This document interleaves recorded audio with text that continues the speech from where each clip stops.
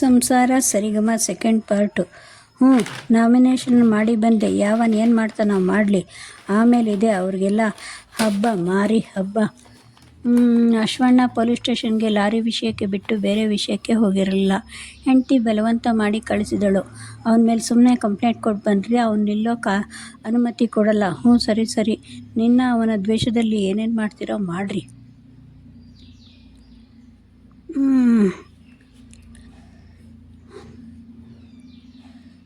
ನೋಡೋಣ, ನೀನು ಹೇಳ್ದಂಗೆ ಮಾಡ್ತೀನಿ. ಅವತ್ತಿಂದ ನೀನು ಹೇಳಿದ್ದಾನೆ ನಾನು ಕೇಳ್ತಾ ಇರೋದು. ಏನಾಗಿಲ್ಲ ಹೋಗ್ರಿ ಸುಮ್ಮನೆ. ಸರ್, ನಂದು ಒಂದು ಕಂಪ್ಲೇಂಟ್ ಇತ್ತು.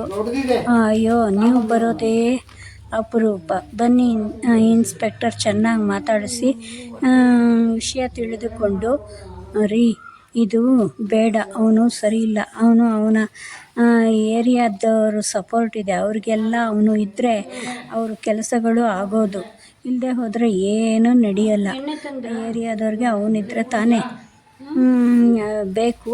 ಅದಕ್ಕೋಸ್ಕರ ಅವನೇನು ಹೇಳಿದ್ರು ಏನು ಬೇಕಾದರೂ ಮಾಡ್ತಾರೆ. ಅಂಥ ಜನ ಸುಮ್ಮನೆ ಯಾಕೆ ಎದುರು ಹಾಕ್ಕೊಂಡು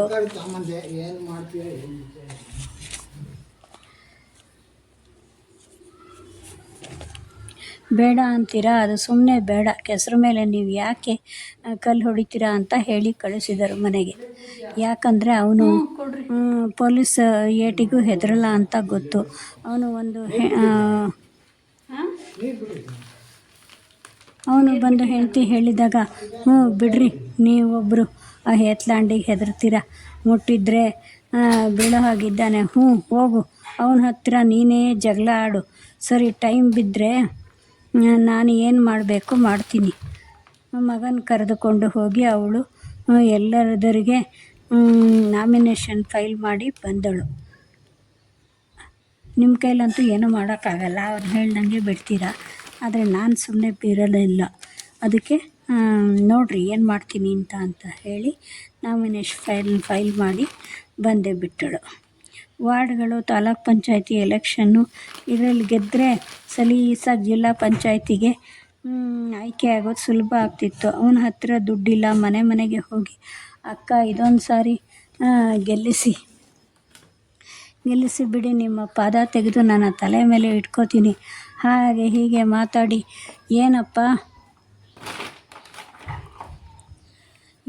ನಿನಗೆ ರೇಷನ್ ಕಾರ್ಡು ನಾನೇ ಅಲ್ವಾ ಮಾಡಿಸ್ಕೊಟ್ಟಿದ್ದು, ಏನಕ್ಕ ಅಂತ ಏನು ಬೇಕೋ ಹೇಳು, ಇನ್ನೂ ಏನು ಬೇಕೋ ಹೇಳು. ಈ ಸರಿ ಗೃಹಲಕ್ಷ್ಮಿ ಕಾರ್ಡ್ ಬರುತ್ತಂತೆ, ಎಲ್ರಿಗೂ 2000 ಮಜಾ ಮಾಡಿರಿ.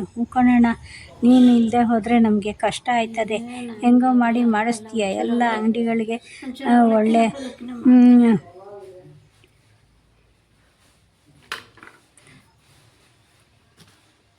ಒಳ್ಳೆ ಬಾಟ್ಲಿ ಬಂದರೆ ಎತ್ತಿಡ್ತೀನಿ. ಅಂಗಡಿಗಳಿಗೆ ಬಾಟ್ಲಿ ಒಳ್ಳೇದು ಬಂದರೆ ಎತ್ತಿಡ್ತೀನಿ ನಿನಗೋಸ್ಕರ. ಅದು ಮರಿಬೇಡ. ನೋಡಿದೇನೋ ನಾನು ಹೆಂಗೆ ಇಟ್ಕೊಂಡಿದ್ದೀನಿ ಜನಗಳನ್ನು. ನಾನು ಹೇಳಿದರೆ ಸಾಕು, ಏನು ಬೇಕಾದರೂ ಮಾಡ್ತಾರೆ ಅಂತ ಮೀಸೆ ತಿರುಗಿಕೊಂಡು ಹೇಳಿದ. ರಮೇಶ್ ಅಣ್ಣ ಬಂದರು. ಲೋಕೇಶ್ ಅಣ್ಣ, ಇರೋಣ ಸ್ವಲ್ಪ, ಏನು ಹೊರಟು ಬಿಟ್ರ ಮಾತನಾಡಿಸ್ದಂಗೆ. ನೀವು ಹೇಳ್ದಾಗಲೆಲ್ಲ ಕರೆದಾಗಲೆಲ್ಲ ನಾನು ಬರಬೇಕು. ಅವನೇನು ಬರಲ್ಲ ಗೊತ್ತಲ್ಲ ಅವಂಗಾದರೂ.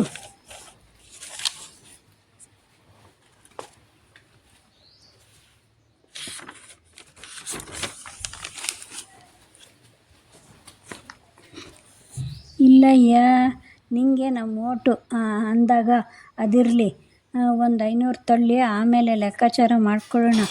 ಏನು ವೇಣು, ನೀನು ಹೀಗೆಲ್ಲ ಮಾಡಿದರೆ ಆಯಿತಾ? ತಗೋ ಅಂತ ಕೊಟ್ಟು ಹೋದರು. ಮನೆಯಲ್ಲಿ ಗಲಾಟೆ ಮಾಡ್ತಾ ಇದ್ದರು. ಇವನಿಗೆ ಇದು ಒಂದು ಸಾಲದಿತ್ತು ಅಂತ ಹಿಂದೆ ಬೈಯೋರು ಮಾತ್ರ ಮುಂದೆ ಯಾರೂ ಅಂತಿರಲಿಲ್ಲ. ಯಾಕಂದರೆ ಅವನ ಕೆಸರು ತಾನೇ, ಸುಮ್ಮನೆ ಯಾಕೆ ಮೊದಲೇ ಇಲ್ಲದನ್ನೆಲ್ಲ ಕಿತಾಪತಿ ಮಾಡ್ಕೋತಾನೆ, ಇನ್ನೂ ಸ್ವಲ್ಪ ಜಾಸ್ತಿ ಆಗುತ್ತೆ ಅಂತ ಅಶ್ವನ ಹೆಂಡತಿ ಎಲ್ರಿಗೂ ಹೇಳಿಕೊಂಡು ಬರುತ್ತಿದ್ದಳು. ಹಾಗೆ ಎಲ್ಲರಿಗೂ ಎಲ್ಲ ಓಟು ನನಗೆ ಹಾಕಿ ಅಂತ ವೀಳ್ಯದೆಲೆ, ಬಾಳೆಹಣ್ಣು ಎಲೆ ಎಲ್ಲ ಕೊಟ್ಟು, ರೌಕೆ ಪೀಸು ಎಲ್ಲ ಕೊಟ್ಟು ಓಟು ಕೊಡ್ರಿ ಅಂತ ಕೈ ಮುಗಿದು ಕೇಳಿಕೊಂಡು ಬರ್ತಾಯಿದ್ಲು. ನಿನ್ನ ಮೂಲಕ ನಿನ್ನ ಮುಖ ನೋಡಿ ಅಲ್ಲದೆ ಹೋದರೂ ನಮ್ಮ ನಮ್ಮ ನಿಮ್ಮ ಮಾವ ತುಂಬ ಒಳ್ಳೆ ಕೆಲಸ ಮಾಡಿದ್ದಾರೆ, ದೇವರು ದಿಂಡ್ರು ಅಂತ. ಅವರಿಗೆ ಅಂತ ಹಾಕ್ತಾ ಇದ್ದೀವಿ ಬಿಡಪ್ಪ ಅಂತ ಅವಳ ಮಗನಿಗೆ ಹೇಳಿದರು.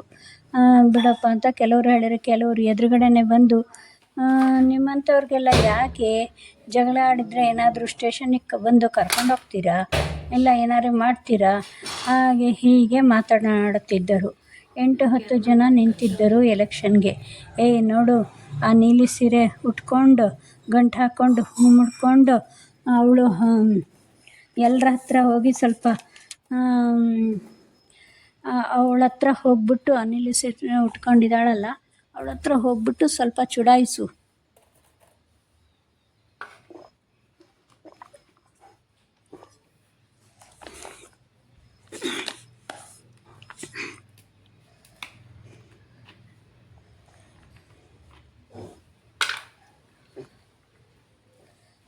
ಹೋಗಿ ಚುಡಾಯಿಸು. ಅವಳು ಹಾಗೆ ಓಡಿ ಹೋಗಬೇಕು, ಎಲ್ಲರ ಹತ್ರ ಕೇಳೋಕ್ಕೆ ಬರಬಾರ್ದು ಅಂತ ಹೇಳಿರು.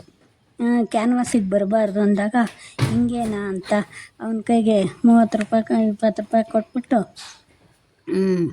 ಆಯಿತು ಅವಳು ಮುಂದೆ ಹೋಗಿ ನಾನು ಚುಡಾಯಿಸ್ತೀನಿ ಅಂತ ಹೋಗಿ ಹಾಡು ಹೇಳ್ದ. ಮೇರೆ ಸೊಪ್ಪನ ಕುರಾಣಿ ಕಬ್ಬು ಆಗಿತ್ತು ಅಂತ ಅವಳ ಮುಂದೆ ಹಾಡು ಹೇಳ್ಕೊಂಡು ಹಾದು ಹೋದಾಗ ಅವನು ಪಕ್ಕದಲ್ಲಿದ್ದವರ ಹತ್ತಿರ ಏನೊಂದು ಇವನು ನನಗೆ ಅವಳು ಕ್ಯಾನ್ವಾಸ್ ಮಾಡ್ತಿದ್ದವಳು ಅವಳ ಪಕ್ಕದಲ್ಲಿ ಇದ್ದವ್ರ ಹತ್ರ ಏನಂದ ಇವನು ನನಗೆ ಲೈನ್ ಹೊಡಿತಾನಂತ. ಹೋಗಿ ಬಾ ಹಾಗೆ ಹೊಡ್ಕೊಂಡು ಈ ಚೀಟಿ ಕೊನೆ ತನಕ ಕ್ಯಾನ್ವಾಸ್ ಮಾಡು ಅಂತ ಅವನಿಗೆ ಬಾಳೆಹಣ್ಣು ಕೊಟ್ಟು ನಡಿ ತೆಗೋ, ಪಾಪ್ಲೆಟ್ ತಗೊಂಡು ಹಂಚು ಎಲ್ರಿಗೂ ಅಂತ ಕೈ ಕೊಟ್ಟಳು. ಲೈನ್ ಹೊಡಿತಾನಂತೆ, ಲೈನು ಪ್ಲ್ಯಾನ್ ಹಾಕಿರ್ತಾರೆ ಅಂತ ಅವನಿಗೆ ಕೊಟ್ಟಳು. ಅವನು 20 ಕೊಟ್ಟವನೇ. ಅವನು ಸುಮ್ಮನೆ ಇರದೆ ಹಂಗಂದ. ನಾನು 40 ಕೊಡ್ತೀನಿ ನಡಿ ಹಂಚು. ಅವನು 40 ಬರ್ತೀನಿ ಅಂತ ಬಂದ. ಇವಳೊಬ್ಳು ದುಡ್ಡು ಕಂಡಿರೋಳು ಮಾಡು, ಏನೇನು ಮಾಡ್ತೀಯ, ನಾನು ಮಾಡ್ತೀನಿ ಅಣ್ಣ, ಈ ಸರಿ ನೀವೇ ಗೆಲ್ಲೋದು, ಏನಾದರೂ ತಿಂಡಿ ಕೊಡಿಸ್ತೀರಾ ಅಂತ ಇನ್ನೊಬ್ಬ ಬಂದ. ತಿಂಡಿ ಏನು ಪಾರ್ಟಿನೇ ಕೊಡ್ಸೋಣ, ಮೊದಲು ಗೆಲ್ಲಿ ಅಂತ ಅವನಿಗೆ ಹೇಳಿ ಕಳಿಸಿದ. ಸಂಘಗಳೆಲ್ಲ ಸೇರಿಸ್ಕೊಂಡು ಅವ್ರಿಗೆ ಸಂಘದಿಂದ ದುಡ್ಡು ಬರೋ ತಲುಪಿಸಿ ಅಲ್ಲೂ ಹೇಳೋದು ಮರೀಲಿಲ್ಲ. ನೋಡ್ರಿ, ಈ ಕೆಲಸ ಯಾರೂ ಮಾಡಲ್ಲ, ನಾನು ಮಾಡ್ತಾ ಇದ್ದೀನಿ, ನೀವು ಓಟು ಕೊಡ್ತೀರಲ್ಲ, ಏನಣ್ಣ ಹಿಂಗೆ ಹೇಳ್ತೀನಂಗೆ ಬಿಟ್ಟು ಬೇರೆ ಊರಿಗೆ ಹೋಗ್ತೀವಿ ಹೇಳು. ಸಂಜೆಗೆ ಬರ್ತಾರೆ ದುಡ್ಡು ಹಂಚೋಕ್ಕೆ, ಅಲ್ಲಿ ದುಡ್ಡು ಇಸ್ಕೊಂಡು ಮಡಿಕೊಳ್ರಿ. ಓಟು ಅವರೆಲ್ಲ ದುಡ್ಡು ಹಂಚೋಕ್ಕೆ ಬರ್ತಾರೆ ಸಂಜೆ ಹೊತ್ತು, ನೀವು ದುಡ್ಡು ಮಾತ್ರ ಇಸ್ಕೊಂಡು ಮಡಿಕೊಳ್ರಿ, ಆದರೆ ಓಟ್ ಮಾತ್ರ ನನಗೆ ಕೊಡ್ರಿ ಅಂತ ಅವ್ರಿಗೆ ಹೇಳಿದ್ದ. ಆಮೇಲೆ ನೀನು ಎಲೆಕ್ಷನ್ ಆದಮೇಲೆ ನಮಗೆಲ್ಲ ಕೈ ಕೊಡಬೇಡಣ್ಣ, ಅಯ್ಯ, ನಾವು ನಮ್ಮ ತಾಯಿ ಸತ್ವಾಗಲೂ ನಾನು ನಿಮ್ಮನ್ನು ಮರೆಯೋಲ್ಲ ಅಂತ. ಕೊಡೋಣ, ನೀನು ಗೆಲ್ಲೋದು ಗ್ಯಾರಂಟಿ. ನಮ್ಮ ಏರಿಯಾಕ್ಕೆ 2 ಗಂಟೆ ನೀರು, ಇದು ಟ್ಯೂಬ್ಲೈಟು ಹಾಕಿಸ್ಬಿಡು, ಮತ್ತು ನಮ್ಮ ರೇಷನ್ ಕಾರ್ಡು ಇದು ಎಲ್ಲ ಸ್ವಲ್ಪ ನೋಡಿಕೊಂಡು ಮಾಡಿಸ್ಕೊಟ್ಬಿಡು, ಸಾಕು ನಮಗೆ ಮಸ್ತು ಅಂತ ಹೇಳಿದಾಗ ನಾನು ತಾಲೂಕು ಮೆಂಬರ್ ಆದಾಗ ಆದಾಗಲೇ ಹಿಂಗೆ ಕೇಳೋರು, ನಾನು ಮಿನಿಸ್ಟ್ರ್ ಆದಮೇಲೆ ಇನ್ನೇನು ಕೇಳೋರಣ ಇವರೆಲ್ಲ ಅಂತ ಯೋಚಿಸುತ್ತಲೇ ಬಾರ್ ಅಂಗಡಿ ಕಡೆ ನಡೆದ. ಏನೇ ಬರೋ ದುಡ್ಡೆಲ್ಲ ಹಂಚಿ ಬಂದ್ಯಾ, ಸ್ವಲ್ಪ ನೋಡಿ ಮಾಡು ಅಂತ ಅವಳಿಗೆ ಅವನು ಅಶ್ವಣ್ಣ ಕೇಳಿದ್ದ. ಸೋತ್ರೆ ಯಾರು ನೋಡಲ್ಲ, ಆಮೇಲೆ ದುಡ್ಡೆಲ್ಲ ಹಂಚಿ ಕೂತ್ಕೊಂಡ್ಬಿಡ್ಬೇಡ, ಅಯ್ಯೋ ಬಿಡ್ರಿ, ನಾನೇನು ಜಾಸ್ತಿ ಮಾಡಿಲ್ಲ, ಏನೋ ಸ್ವಲ್ಪ ಮಾಡಿದ್ದೀನಿ. ನಿಮಗಿಂತ ಹೆಚ್ಚಾಗಿ ಬೇರೆ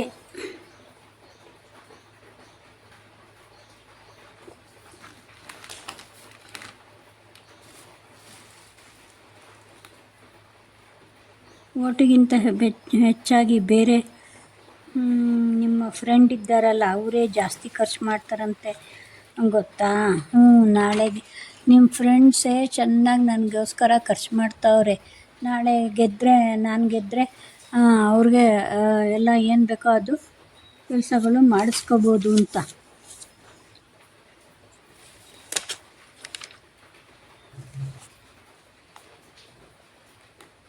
ನಿನ್ನಿಂದ ಸಹಾಯ ಬೇಕಲ್ಲ ಅವರಿಗೆ. ಅಶ್ವಣ್ಣ ಹೇಳಿ, ಸರಿ ಏನು ಮಾಡಿದ್ಯೋ, ಉಪವಾಸ ಕೆಡಿಸ್ತೀಯಾ ರೀ? ನಾನು ಯಾವತ್ತಾದರೂ ಹಾಗೆ ಮಾಡಿದ್ನಾ? ಅದೇ ನಿಮ್ಮ ತಂಗಿ ಇದ್ದಾಳಲ್ಲ ನೋಡ್ರಿ, ದಿನ ಹೋಟ್ಲು ಪಾಟ್ಲು, ವಾರಕ್ಕೆ 3 ದಿವಸ ಅಂತ ತಿಂಡಿ ಆಗಬೇಕು ಹಾಗೆ ಹಿಂಗೆ ಅಂತ ಹೋಟ್ಲಿಗೆ ಹೋಗ್ತಾಳೆ. ನಾನೇನಾದರೂ ಯಾವತ್ತಾದ್ರು ಹೋಟ್ಲಿಗೆ ನಿಮ್ಮನ್ನು ಹೋಗಿ ಅಂತ ಹೇಳಿದ್ದೀನಾ? ನೀನು ಅಂದರೆ ನೀನು ಅಡುಗೆ ಚೆನ್ನಾಗಿ ಮಾಡ್ತೀಯಾ, ನೀನು ಆಂಧ್ರದವಳು, ಅಡುಗೆ ಚೆನ್ನಾಗಿ ಮಾಡ್ತೀಯಾ ಅಂತಲೇ ನಾನು ನಿನ್ನ ಮದುವೆ ಆಗಿದ್ದಲ್ವಾ? ಅಮ್ಮ ಎಲ್ರಿಗೂ ಪಾಂಪ್ಲೆಟ್ಸ್ ಹಂಚಿದ್ದಾಯಿತು. ಅವರು ಅಲ್ಲೂ ಬಂದು ಗಲಾಟೆ ಮಾಡಿದ್ದ, 4 ತದಕಿಗೆ ಕಳಿಸಿದೆವು. ಅಯ್ಯೋ ಹಾಗೆಲ್ಲ ಮಾಡಬೇಡ್ರಪ್ಪ, ಸ್ವಲ್ಪ ಎಲೆಕ್ಷನ್ ಆಗೋವರೆಗೂ ಸುಮ್ಮನೆ ಇರಿ, ಆಮೇಲೆ ಜಗಳ ಇದ್ದದ್ದೇ.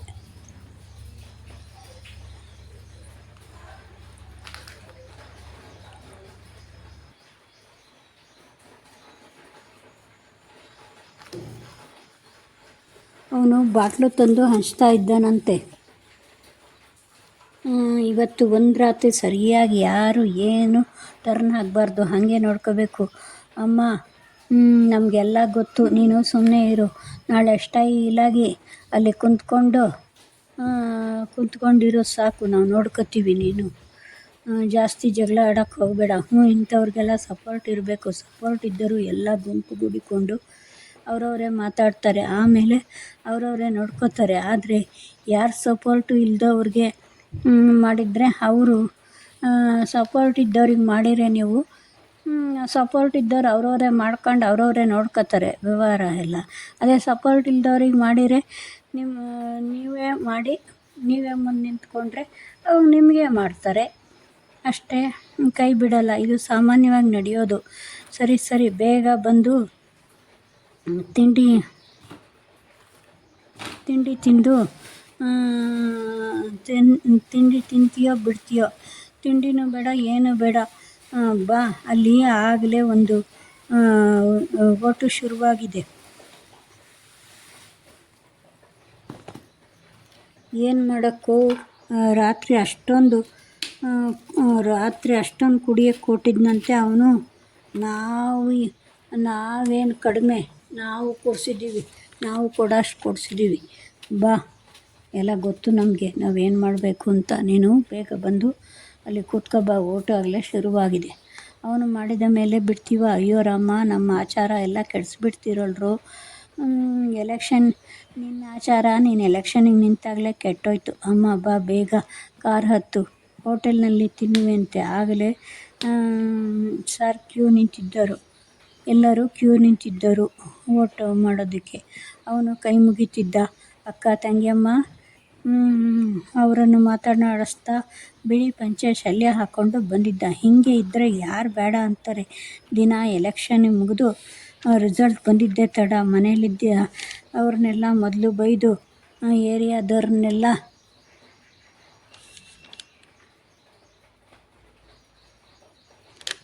ಎಲೆಕ್ಷನ್ ಮುಗಿದು ರಿಸಲ್ಟ್ ಬಂದಿದ್ದೇ ತಡ.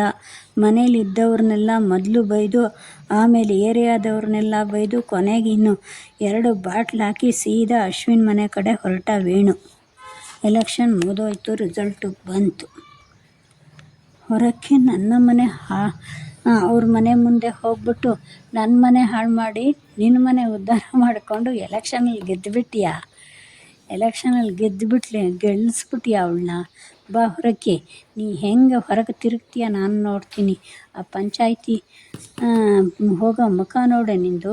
ಸೆರಗು ಹೊದಿಕೊಂಡು ಮನೇಲಿ ಗೌರಮ್ಮನ ಥರ ಇರೋದು ಬಿಟ್ಟು ಇವಳಿಗೆ ಎಲೆಕ್ಷನ್ ಬೇಕಾಗಿತ್ತು. ಅಲ್ಲಿ ಇದ್ದ ಅಕ್ಕಪಕ್ಕದವರು ಅವಳಿಗೆ ತಾಲೂಕ್ ಪಂಚಾಯತಿ ಮೆಂಬರ್, ಅವಳಿಗೆ ಪವರ್ ಇರುತ್ತೆ, ನಿನ್ಗೆ ಏನು ಬೇಕಾದರೂ ಮಾಡ್ತಾಳೆ, ಬಾ ಸುಮ್ಮನೆ ಮೊದಲೇ ಹಿಂಗಿದ್ದೀಯಾ, ಇಲ್ಲ ಬಿಡು ಅಂತ ಅಲ್ಲಿದ್ದ ಕಲ್ಲನ್ನೆತ್ತಿ ಅವ್ರ ಮನೆ ಕಡೆ ಎಸ್ದ. ಅವರು ಹೊರಕ್ಕೆ ಬಂದಾಗ ಕಲ್ಲು ತಾಕಿತ್ತು ಏಟಿಗೆ. ಅಲ್ಲೇ ಇದ್ದ 6 ವರ್ಷದ ಮಗುವಿನ ಹಣೆಯಲ್ಲಿ ರಕ್ತ ಬಂತು. ಸಿಟ್ಟಿಗೆ ಅವನು ದಡಿ ತಗೊಂಡು ಹೇರ್ತೀನಿ ಮಗ ಅಂತ ಹೊರಕ್ಕೆ ಬಂದವನೇ ತಡೆದು ಕೂಡಿಸಿ, ಬೇಡ ಇವತ್ತು ಸುಮ್ಮನೆ ಇರು ಅನ್ನಿಸಿದರು. ಅವನು ಮಗುಗೆ ಏಟು ಬಿದ್ದದ್ದು ನೋಡಿ ಇನ್ನೂ ಯಾಕೆ ಗಲಾಟೆ ಜಾಸ್ತಿ ಅಂತ ಅಲ್ಲಿಂದ ಖಾಲಿ ಕಿತ್ತ ವೇಣು. ಮಗುಗೆ ಹಣೆಗೆ ರಕ್ತ ಬಂದಿದ್ದು ನೋಡಿ ಅಯ್ಯೋ ಇನ್ನೆಲ್ಲ ಜನ ಬರೆದ್ಬಿಡ್ತಾರೆ ಅಂತಂದ್ಬಿಟ್ಟು ಅಲ್ಲಿಂದ ಮೆತ್ತಿಗೆ ಜಾಗ ಖಾಲಿ ಮಾಡ್ದ. ಅಶ್ವಿನ್ ತಮ್ಮನ ಮನೆ ಫಂಕ್ಷನ್. ಎಲ್ಲ ದೇವರ ಕೆಲಸ ಮಾಡೋಕ್ಕೆ ಬೆಟ್ಟಕ್ಕೆ ಹೋಗಿದ್ರು. ಅಶ್ವಿನ್ ತಮ್ಮ ಪ್ರಸನ್ನ ವೇಣುವನ್ನು ಕರೆದು ಅವ್ರ ಮನೆಯವ್ರನ್ನ ಕರೆದು ಅವರಿವ್ರನ್ನು ಕರೆದೇ ಇರೋದು ಸರಿಯಲ್ಲ ಅಂತ ಮೊದಲೇ ನಿನ್ನನ್ನು ಕರಿತಾ ಇದ್ದೀನಿ ಅಂತ ಹೇಳಿ ಎಲ್ಲ ಅಲ್ಲಿ ಬಂದು ಗಲಾಟೆ ಕ್ಯಾತೆ ಮಾಡಿ ತೆಗಿಬೇಡ. ಹಾಗಾದರೆ ಬಾ, ಇಲ್ಲದಿದ್ರೆ ಬರಬೇಡ. ಇಲ್ಲಣ್ಣ ನಿಮ್ಮ ನೋಡು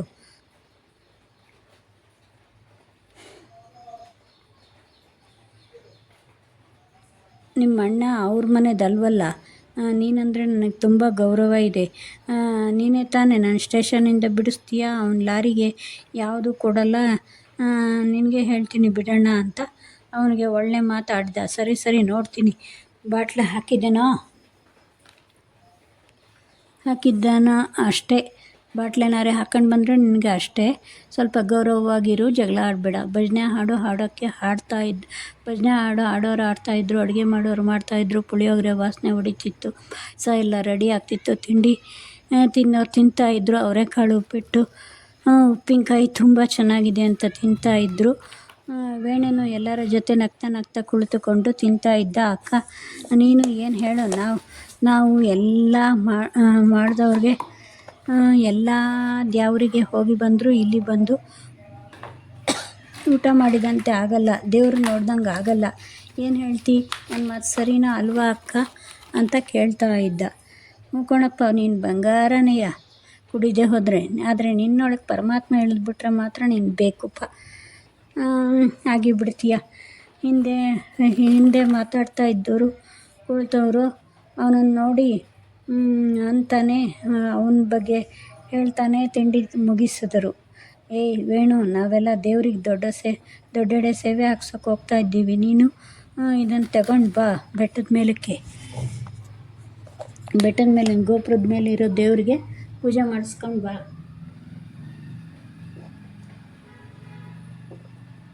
ಅಂತ ಹೇಳಿ ಅವನನ್ನು ಪೂಜೆ ಮಾಡಿಸೋಕ್ಕೆ ಕಳಿಸಿದರು. ಅವರು 5 ಸೇರು ಅಕ್ಕಿ, ಅನ್ನ, ತಪ್ಪಲೆ, ರಸಾಯನ ಎಲ್ಲ ತಗೊಂಡು ಹೂವು, ಪೂಜೆ ಸಾಮಗ್ರಿ ತಗೊಂಡು ಪೂಜೆಗೆ ಗೋವಿಂದ ಅಂತ ಹೊರಟರು. ಇದೇ ಸಮಯ ಕಾಯ್ತಿದ್ದ ಅಶ್ವಿನ್ ಹೆಂಡತಿ 4 ಜನರು ಕರೆದು ಬೇಗ ಅವ್ರಿಗೆ ದುಡ್ಡು ಕೊಟ್ಟು, ನನ್ನ ಮಗನ ತಲೆಗೆ ರಕ್ತ ಬರೋ ಹಾಗೆ ಮಾಡಿದ್ದಾನೆ, ಆಸ್ಪತ್ರೆಯಲ್ಲಿ ಅವನು ಪಾಪ ನರಳ್ತಾ ಮಲಗಿದ್ದಾನೆ, ಅದು ಅವನ ಮನೆಗೆ ಬರೋದ್ರೊಳಗೆ ನೀವು ನಿಮ್ಮ ಕೆಲಸ ಬೆಟ್ಟಕ್ಕೆ ಹೋಗಿ ಮುಗಿಸಿ ಬನ್ನಿ ಅಂತ ಅವ್ರ ಕೈಗೆ ಹಣ ಕೊಟ್ಟು, ಇನ್ನು ಬಂದ ಮೇಲೆ ಮಿಕ್ಕಿದ್ದು ಕೊಡ್ತೀನಿ, ತಪ್ಪಿಸಲ್ಲ ಅಂತ ಹೇಳಿ ಕಳಿಸಿದಳು. ಅಕ್ಕ ಕೆಲಸ ಆಯಿತು, ಇತ್ತ ಸೇವೆ ಮುಗಿಸು ಇಳಿದು ಬರುತ್ತಿರುವಾಗಲೇ ಸುದ್ದಿ ಹರಡಿತು. ಅವಳು ಫೋನ್ ಮಾಡಿರೋರು, ಅಕ್ಕ ಕೆಲಸ ಮುಗೀತು ಅಂತ. ಮೇಲಿಂದ ಕೆಳಗೆ ಯಾರೋ ಬಿದ್ದರು ಅಂತ ಇವರು ಮೆಟ್ಲಿರು ಬರ್ಬೇಕಾದ್ರೆ ಜನ ಎಲ್ಲ ಹೇಳ್ತಾಯಿದ್ರು. ಕಾಲು ಜಾರಿ ಬಿದ್ದವನೇ, ಸುದ್ದಿ ತಾನಾಗೇ ಹರಡಿತು. ಕಾಲು ಜಾರಿ ಬಿದ್ದುಬಿಟ್ಟಿದ್ದಾನೆ ಅಂತ ಎಲ್ಲರೂ ಅಂದ್ಕೊಂಡ್ರು. ದೇವರು ಎದ್ದು ಬಂದು ನಿಜ ಹೇಳಲಿಲ್ಲ. ಆದರೆ ಅಂದಿನ 3ನೇ ದಿನವೇ ಅಶ್ವಿನ್ ಮನೆ ಮಾರಿದ್ದು, ಆ ಸಂಸಾರನೇ ಬೇರೆ ಊರಿಗೆ ಹೊರಟರು. ಇದು ಯಾಕೆ ಅಂತ ಯಾರಿಗೂ ಗೊತ್ತಾಗಲಿಲ್ಲ. ನೋಡೇ, ನಾನು ಹೇಳಲಿಲ್ಲ ಬೇಡ ಇದೆಲ್ಲ ಅಂತ. ಒಂದು ಅನಿಸುತ್ತೆ, ನೀನು ಎಲೆಕ್ಷನ್ನಿಗೆ ನಿಂತು ಮಾಡಬಾರ್ದು ಮಾಡಿ ಅವನನ್ನು ಕೊಲೆ ಮಾಡಿಸ್ದೆ. ಆದರೆ ಆ ದೇವರು ನಮಗೆ ಸಾಲ ಗೌರವದಿಂದ ಲಾರಿ ಆಕ್ಸಿಡೆಂಟಾಗಿ ಊರೇ ಬಿಡುವಂತೆ ಮಾಡಿದೆ. ಕರ್ಮ ಅನುಭವಿಸಲೇಬೇಕು. ಕತೆ ಕತೆಗಾಗಿ ತೆಗೆದುಕೊಳ್ಳಿ. ಒಂದಕ್ಕೆ 4 ಇರೋದಿದ್ದೇ ಇರುತ್ತೆ ಕಥೆಯಲ್ಲಿ. ಮೇಲೆ ಸುಮ್ಮನೆ ಅಪವಾದ ಹೊರಿಸಬೇಡಿ, ಯಾರ ಮೇಲೂ ಅಪವಾದ ಹೊರಿಸಬೇಡಿ. ಪಾಪ ಅಶ್ವಿನ್ನು ಅಯ್ಯೋ ಹೀಗಾಯ್ತಲ್ಲ ಅವನಿಗೆ ಅನ್ನೋ ಕೊರಗಿನಲ್ಲಿ ಹಾಗೇ ಇದ್ದ. ಇಲ್ಲಿಗೆ ಕತೆ ಮುಗಿಯಿತು.